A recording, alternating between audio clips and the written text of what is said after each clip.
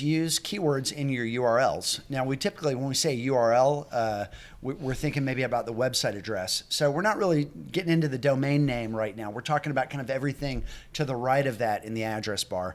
So if you have a list of services So for the your slug, website, that'd be the slug right after. yeah, you might call it a slug. Yep. Yeah, especially But not the root. WordPress But not and some the other root, things right? Might have that. We're not talking about the root domain, but either the directories and then essentially the page name. Got it.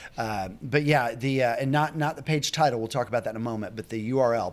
So if you have a list of services, you could load them to your website, and you can have pages that say Service 1, Service 2, Service 3, and that would work. Pages would load, and you would have those pages there. But one of the big things that Google is looking at, and this has been true for, I think, probably 20 years, longer than Google. So this predates Google.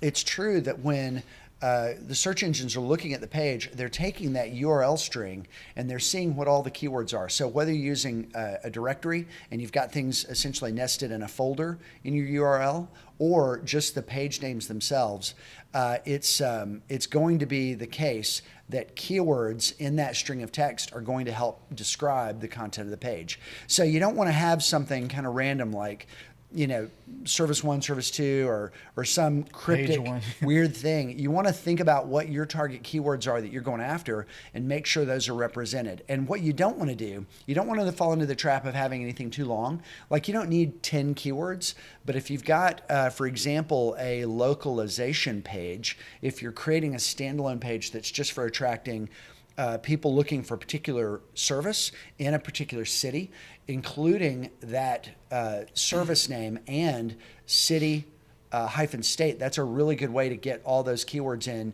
because it's highly relevant to the content of the page. Google is going to see that string of words in the URL as being descriptive and helpful to tell people about the page.